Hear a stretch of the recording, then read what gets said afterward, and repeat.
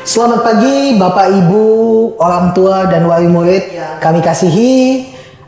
Selamat bergabung kembali dalam program parenting kami, Parenting 101 yang dipersembahkan oleh SD Cinta Kasih Suci untuk memperlengkapi orang tua dan wali murid dalam mendampingi anak-anak di dalam belajar, terutama di dalam masa pandemik ini.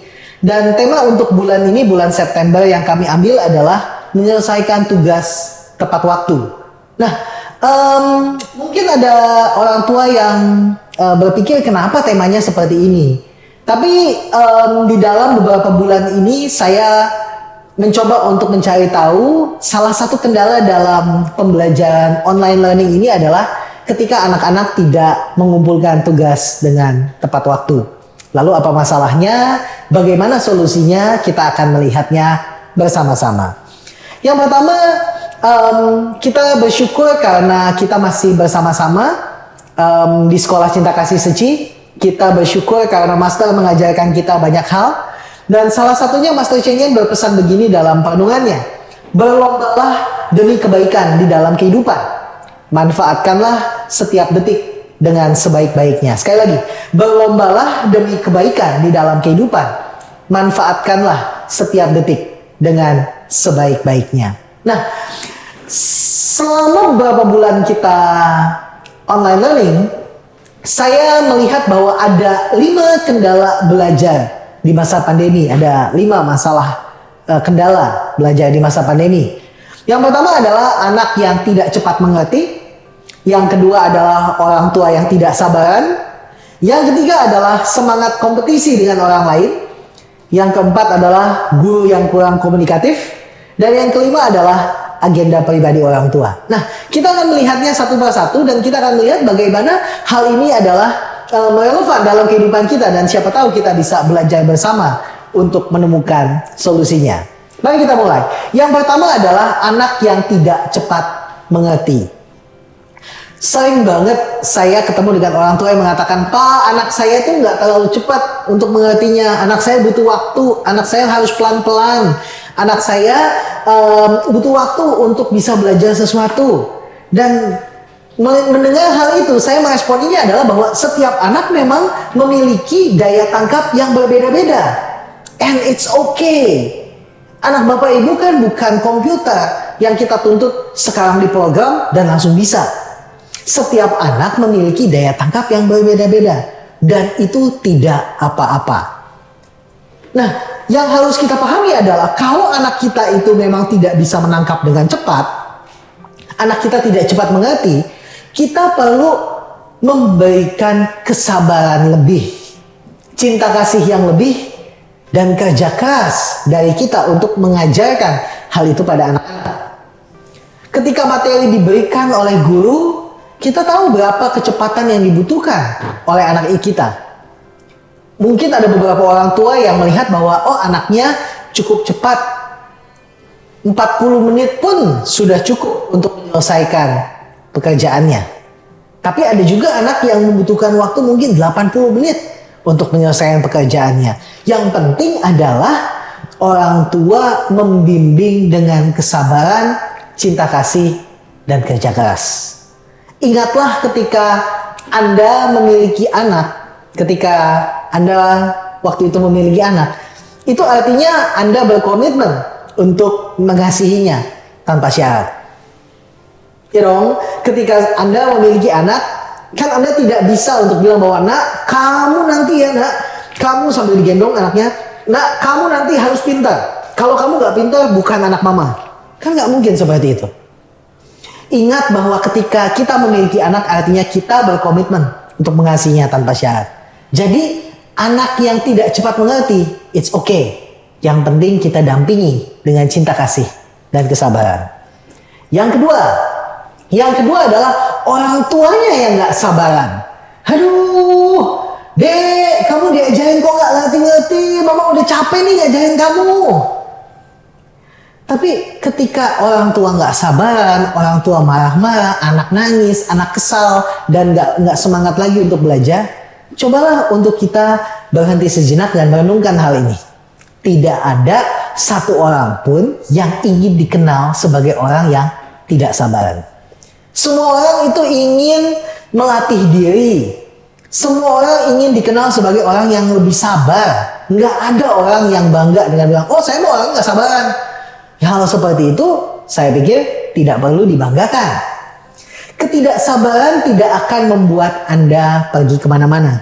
Percayalah, kalau satu pekerjaan belum selesai, Anda pergi ke tempat lain pun atau Anda melakukan pekerjaan lain pun tetap tidak akan menemukan sukacita atau kenyamanan untuk meninggalkan pekerjaan yang belum selesai. Ketidaksabaran menimbulkan penyakit yang mengganggu kesehatan. Orang yang nggak sabar seringkali terganggu penyakit yang kronis, yang setiap kali membuat kita berpikir bahwa kenapa ya sakit ya, sakit di tengkuk, sakit kepala, atau bahkan bagian tubuh tidak berfungsi dengan baik. Karena itu untuk orang tua yang tidak sabaran, nasihat saya Bapak Ibu, belajar untuk sabar, kita belajar melatih diri. Itulah sebabnya Master Cheng Yen mengatakan kepada kita bahwa pelatihan diri itu adalah salah satu yang penting di dalam kehidupan kita sebagai orang yang dididik di dalam cinta kasih. Hal itu membawa kita pada hal yang ketiga, yaitu adalah semangat untuk berkompetisi dengan orang lain. Saya suka banget gitu ya, saya nggak senang sih, maksudnya adalah saya suka banget gitu melihat bahwa ada begitu banyak orang tua yang selalu ingin berkompetisi agar anaknya ranking 1, kalau ranking 2 itu anaknya diomelin. Bahkan ada anak yang bilang katanya, kalau nggak ranking 1 itu bisa dipukul pakai gayung katanya gitu. Saya harap nggak benar hal itu seperti itu, tapi coba dipikirkan, anak Anda bukanlah anak orang lain. Demikian juga sebaliknya, anak orang lain bukan anak Anda. Anak orang lain ada yang begitu pintar. Tuh ya, lihat ya, anak dia tuh pintar banget. Kamu dek, kamu kok bodoh banget. Kita tidak berkompetisi dengan orang lain. Semangat kompetisi dengan orang lain tidak akan membuat anak-anak itu belajar dengan baik. Kompetisi artinya merendahkan kemampuan unik anak Anda. Padahal apa yang anak orang lain bisa belum tentu anak Anda bisa, dan apa yang anak Anda bisa belum tentu anak orang lain bisa. Namun seringkali kita berpegang pada pepatah rumput tetangga memang kelihatannya lebih hijau. Jadi kita suka melihat bahwa anak orang lain lebih pintar dari anak kita. Bahkan yang celakanya adalah kita suka membanggakan anak orang lain kepada anak kita. Percayalah bahwa kompetisi artinya merendahkan kemampuan unik anak Anda. Kompetisi artinya merendahkan karakter Anda sebagai orang yang tidak bersyukur. Anda punya anak yang sehat, harusnya Anda sudah bersyukur. Kita memiliki anak yang baik, yang gak ngelawan sama orang tua, harusnya kita bersyukur. Nah, ketika kita menuntut kompetisi antara anak kita dengan anak orang lain, itu menunjukkan karakter kita sebagai orang yang kurang bersyukur. Yang keempat, guru yang kurang komunikatif. Nah, saya juga sering dengar nih bahwa katanya, aduh, nih kalau guru yang ini nih ya Pak Tim ya, ini guru susah banget diajak ngomong, beda banget sama wali kelas anak saya tahun lalu. Anak saya tahun lalu tuh wali kelasnya lebih sabar, yang ini lebih gak sabar. Nah, nomor satu, ketika kita mengeluh, saya ingin cerita sedikit. Katanya di Taiwan itu kalau relawan datang, ada orang-orang yang mau bantu acaranya Seci. Lalu misalnya jamnya ngaret nih gitu ya. Bilangnya jam 7 mulai acara, tiba-tiba jam 8. Mulai kan orang ngedumel.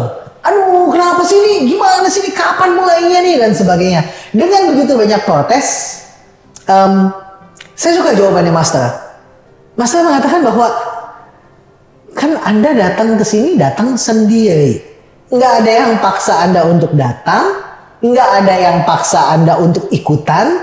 Anda yang datang ke sini, tapi begitu waktunya bergeser, Anda marah-marah sendiri. Saya pikir lucu juga ya. Tapi yang pertama adalah yang perlu kita ingat adalah bahwa ingatlah bahwa Anda yang datang ke Seci. Anda tidak pernah dipaksa untuk datang ke Seci. Guru-guru kami pasti juga akan mikir seperti itu. Kan Bapak Ibu nggak pernah kita paksa untuk datang ke sini. Nah, setiap guru seperti Anda juga, seperti saya juga, seperti anak-anak kita juga, ternyata kita semua memiliki keunikan kita masing-masing. Saya juga unik loh. Saya juga punya keanehan tersendiri mungkin bagi Bapak Ibu dan orang tua wali murid. Guru-guru kami juga memiliki keunikan tersendiri. Bapak Ibu juga punya keunikan tersendiri. Wali murid lainnya, anak-anak kita, semua memiliki keunikannya masing-masing.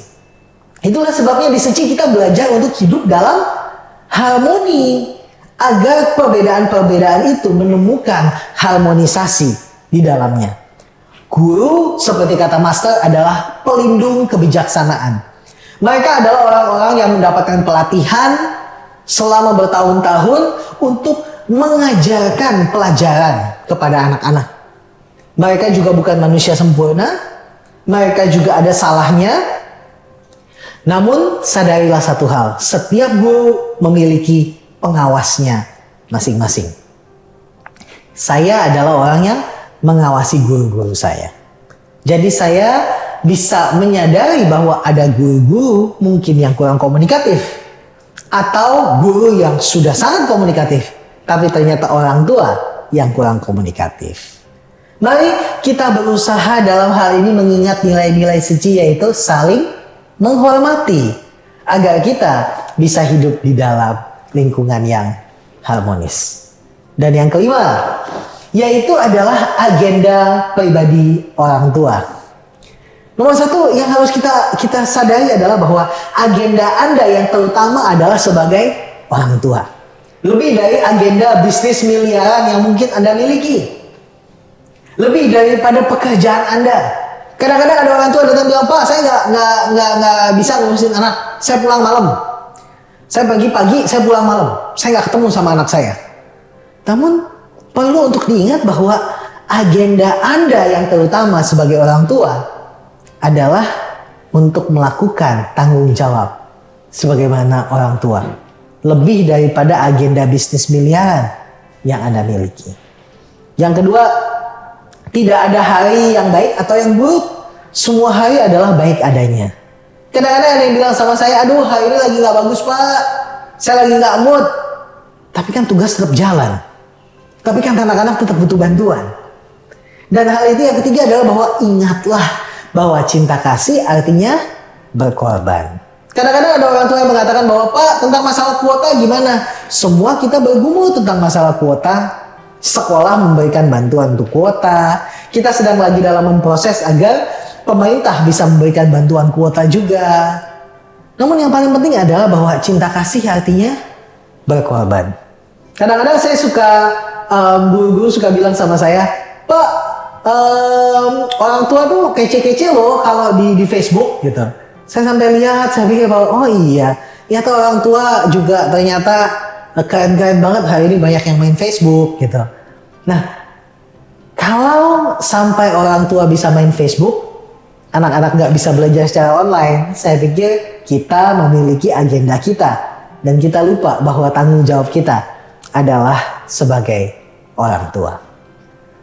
Nah, oleh karena itu setelah kita melihat 5 kendalanya, saya merenungkan dari apa yang Master ajarkan dan dari ilmu pendidikan yang saya pahami, saya menemukan ada 5 solusi belajar di masa pandemi.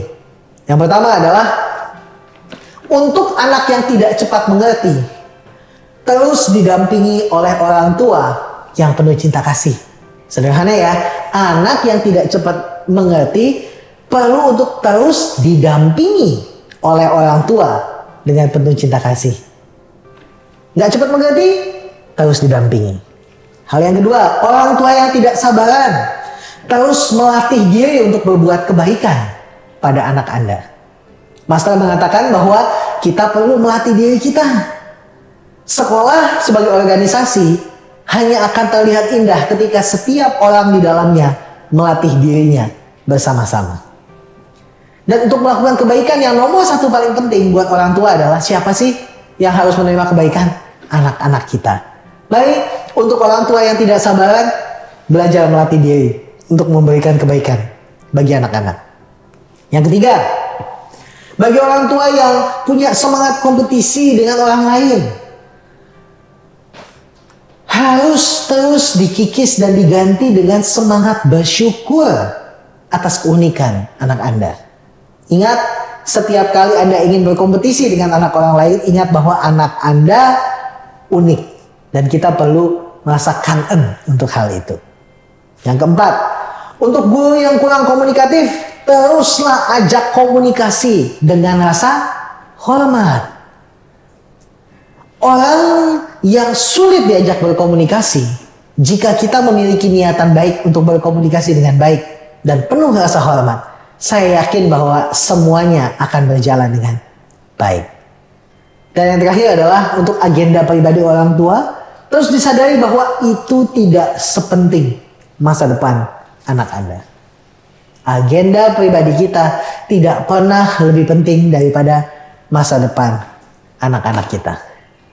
Hal itu membawa saya kepada kesimpulan kita hari ini. Manfaatkanlah setiap hari dengan berlomba untuk bersyukur, saling menghormati, dan mengasihi. Seperti tadi ya, Perenungan Master katakan bahwa berlombalah dan manfaatkanlah. Gitu ya. Master katakan bahwa manfaatkanlah setiap detik, berlombalah untuk berbuat kebaikan. Maka kesimpulan hari ini adalah manfaatkanlah setiap hari dengan berlomba untuk bersyukur, saling menghormati, dan mengasihi.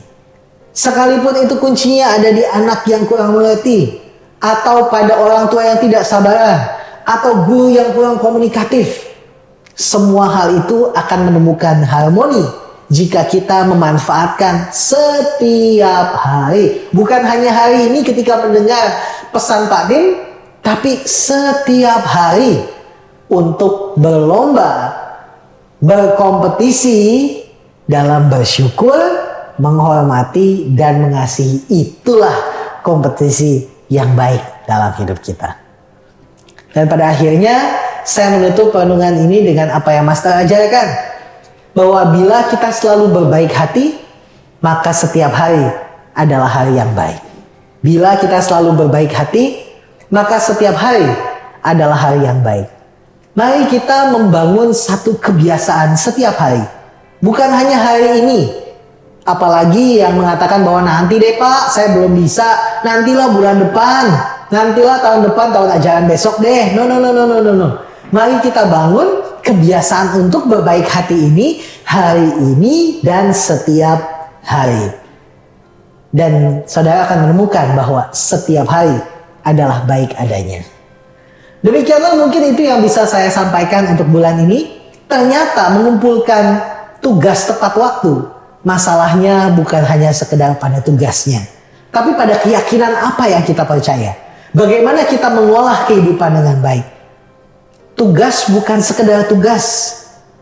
Tugas itu bisa kita ganti bahwa nanti satu hari ketika anak kita sudah besar, ketika mereka bekerja di kantor, ternyata mengumpulkan proyek tepat pada waktu. Atau ketika mereka menjadi ibu rumah tangga adalah menyiapkan makan malam tepat waktu.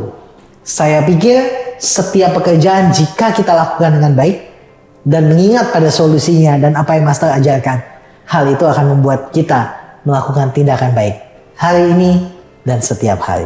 Terima kasih sudah menyaksikan. Selamat berbahagia semuanya. Pak Tim mundur diri dan mengucapkan kangen.